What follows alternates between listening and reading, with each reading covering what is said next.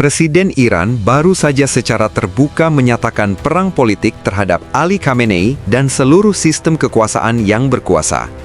Dengarkan dengan seksama pernyataannya. Ia berkata bahwa sebelum revolusi, dirinya adalah seorang prajurit di angkatan bersenjata yang bertugas di Zahedan, Zabol. Pesan itu tidak bisa ditafsirkan ganda. Mendukung Khamenei dan rezim yang ada digambarkannya sebagai bentik kelumpuhan mental. Hanya beberapa jam setelah pidato bersejarah yang disampaikan pada malam hari itu, wilayah-wilayah di sekitar Qom dilaporkan terbakar oleh kerusuhan. Struktur tatanan di Teheran runtuh sepenuhnya. Ini adalah tanda yang sangat menakutkan bahwa kekuasaan itu sendiri sedang terurai dari dalam. Kini, bukan lagi hanya Reza Pahlavi dan rakyat yang berdiri melawan Khamenei. Kepala negara, Presiden Pezeshkian, secara nyata telah bergabung di pihak tersebut. Ini merupakan pukulan paling berat sejauh ini terhadap aura kesucian dan klaim ketidakbersalahan yang selama ini dilekatkan Khamenei pada dirinya sendiri. Pezeshkian tidak menyerang rakyat, ia justru menyerang langsung legitimasi Khamenei. Ia secara terbuka menyatakan bahwa dirinya berdiri bersama rakyat. Pukulan ini menghancurkan lingkaran sakral teokrasi, sebuah momen yang sangat mencekam. Mimpi buruk ini tidak hanya mengguncang Teheran, Moskow, Beijing, dan Pyongyang juga merasa terancam. Rezim ini sedang dihancurkan dari dalam, bukan diserang dari luar, dan langkah Pezeshkianlah yang menyalakan sumbunya. Akar pemberontakan ini sebenarnya bukan hal baru. Sejak bulan September, Pezeshkian secara terbuka telah menantang para ulama dan elit kekuasaan agama. Ketika mereka mencoba mengganggu pidatonya di sebuah universitas, ia berdiri tegak dan berkata dalam bahasa Turki, bahasa ibunya, "Duduk." Momen yang terekam kamera itu menjadi retakan pertama yang terlihat jelas dalam otoritas Khamenei. Api reformasi dan identitas yang menyala sejak hari itu kini telah berkembang menjadi serangan yang menentukan. Pezeshkian tidak hanya bertarung di medan ideologi, ia telah menjadi suara penderitaan yang dirasakan rakyat Iran sehari-hari. Presiden yang berprofesi sebagai ahli bedah jantung itu tampil di hadapan publik dan berkata, "Saya seorang dokter, tetapi dengan gaji 3 bulan, saya masih tidak mampu membeli sepeda motor." Kalimat itu menjadi vonis telak atas kebangkrutan ideologi sistem Khamenei. Kejujuran itu benar-benar membakar semangat massa.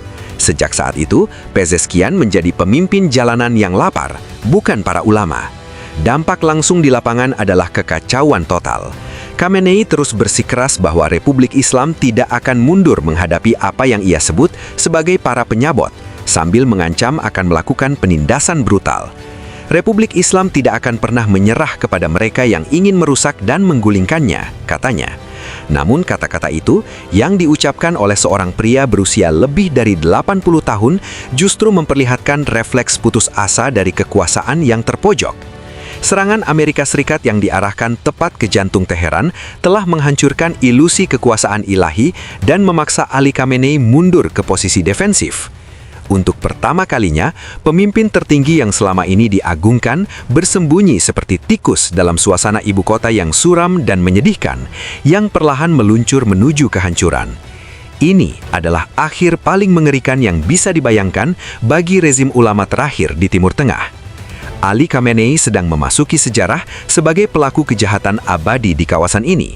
Karena kekuasaan telah runtuh, legitimasi telah padam, dan gagasan teokrasi telah mati tepat di jantung Teheran. Pidato Khamenei di mana ia menganjam rakyatnya sendiri, serta Presiden Amerika Serikat Donald Trump yang ditampilkan di layar sama sekali tidak meredakan situasi. Sebaliknya, pidato itu menyiram bensin ke dalam api. Pada saat yang sama, pembelotan Pezeshkian terbukti menjadi faktor penentu. Menurut angka terbaru, sekitar 18,85 juta orang kini berada dalam konfrontasi langsung dengan aparat rezim di jalan-jalan Iran. Api perlawanan di dalam negeri menyebar jauh lebih cepat daripada ancaman musuh eksternal manapun. Ancaman pembalasan asing tidak berarti apa-apa ketika menghadapi pemberontakan sipil.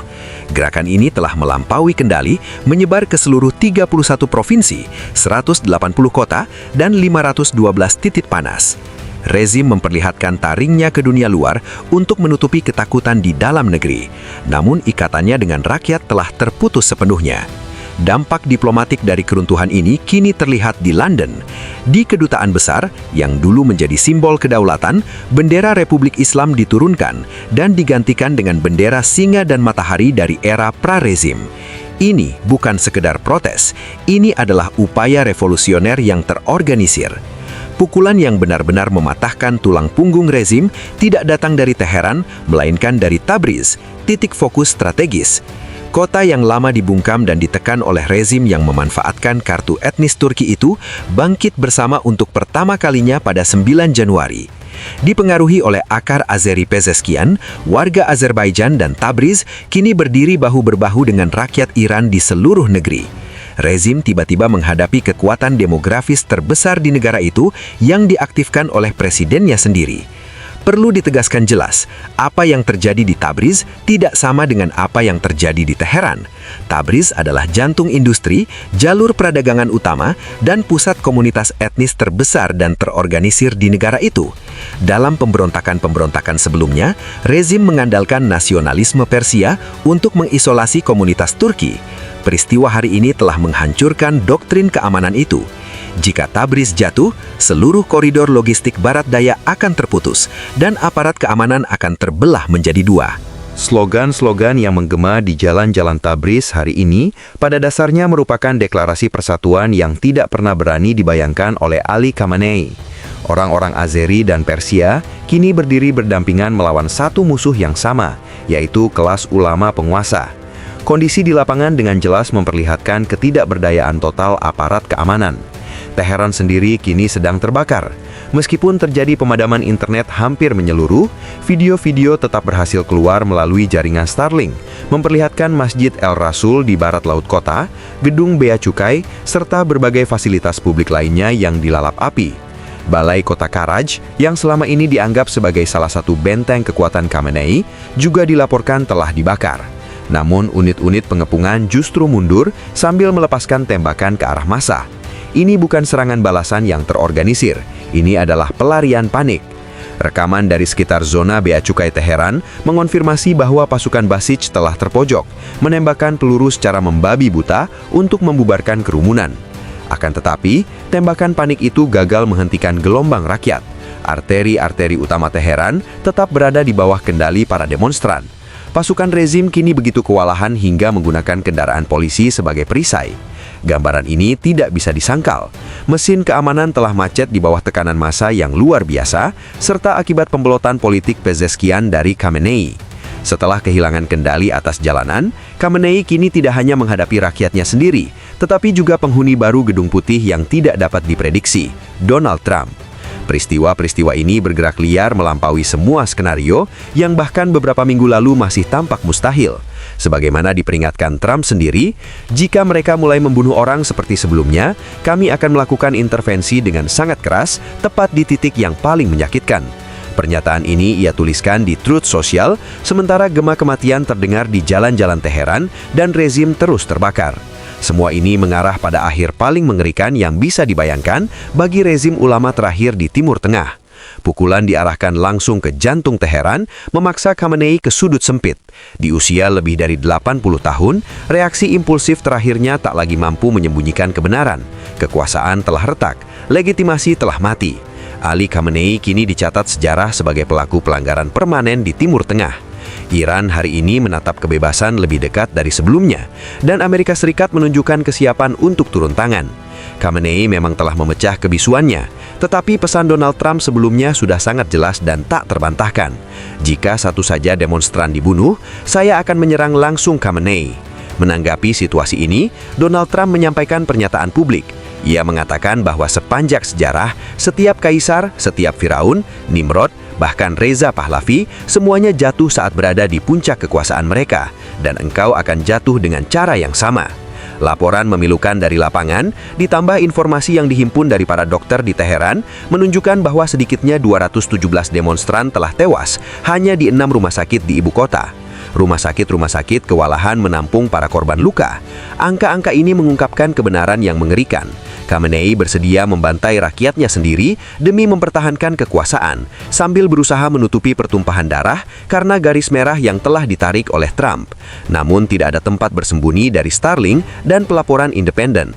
Inilah batas terakhir, baik bagi Trump maupun bagi rakyat Iran. Rezim kini terjepit dari dua arah. Di satu sisi jutaan orang turun ke jalan. Di sisi lain, tekanan geopolitik mematikan dari Washington yang mampu melumpuhkan kehadiran militer rezim sepenuhnya. Dengan ancaman saya akan menyerang yang terus menggantung, setiap jam yang berlalu dan setiap kematian warga sipil tambahan menandai dimulainya hitung mundur bagi Khamenei. Ini bukan sekadar retorika. Amerika Serikat telah mulai bergerak. Laporan berita terbaru menyebutkan bahwa pesawat angkut Angkatan Udara AS C-17 Globemaster telah mengangkut amunisi dan peralatan dari Jerman ke Timur Tengah. Aliran logistik ini membuktikan bahwa Trump tidak sedang bergertak. Ia telah melampaui tahap persiapan dan memasuki fase kesiapan untuk serangan skala besar. Peringatan ini didukung oleh kekuatan nyata. Pesan yang disiarkan di Fox News, jika mereka mulai membunuh orang seperti sebelumnya, kami akan menghantam mereka sangat keras di titik yang paling menyakitkan. Bukanlah diplomasi. Dalam praktiknya, itu adalah ultimatum masa perang. Tak lama setelah itu, pesawat tanker strategis KC-135 lepas landas dari Al Udeid menandakan bahwa skenario serangan jarak jauh yang memerlukan pengisian bahan bakar di udara telah diaktifkan. Di darat, lonjakan laporan intelijen mengenai pengerahan Delta Force di kawasan memicu ketakutan akan serangan pemenggalan kepemimpinan. Ancaman ini tidak hanya datang dari udara, tetapi juga langsung menyasar keamanan pribadi Khamenei, memperketat tekanan terhadap kesiapan rezim untuk menarik pelatuk. Bahkan ketika Khamenei berusaha tampil menantang di layar dengan perbandingan dirinya dengan para firahun, di balik layar sistem telah beralih ke mode bertahan hidup. Menurut laporan intelijen, tingkat siaga IRGC telah dinaikkan ke level yang belum pernah terjadi, bahkan lebih tinggi dibandingkan Juni 2025. Kepanikan telah mencapai titik di mana kota-kota rudal bawah tanah diaktifkan. Paradoks yang mengerikan adalah ini, rudal-rudal itu dan unit elit Saberin tidak diarahkan ke Amerika Serikat atau Israel, melainkan digunakan untuk mencegah pembelotan di dalam angkatan bersenjata reguler, Artesh, serta untuk menghancurkan pemberontakan internal. Ketakutan bahwa militer reguler dapat berpihak kepada rakyat telah memaksa pengerahan sekitar 400 unit ke jalan-jalan. Banyak pihak menunjuk jari ke arah Donald Trump, tetapi laras senjata justru diarahkan ke tentara Iran sendiri dan warga sipil. Trump telah menembus apa yang disebut sebagai baju zirah kekebalan Khamenei dengan menargetkan sosok pemimpin itu sendiri, bukan sekadar struktur rezimnya. Ancaman ini sangat serius karena Trump pernah melakukan hal serupa sebelumnya.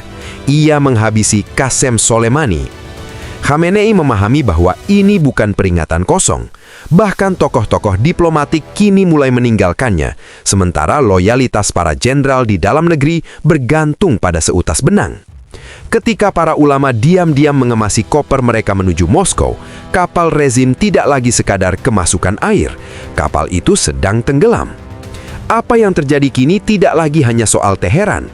Langkah Pezeskian menandakan kegagalan autoimun yang menyebar di sepanjang poros otoritarian Moskow, Beijing, dan Pyongyang.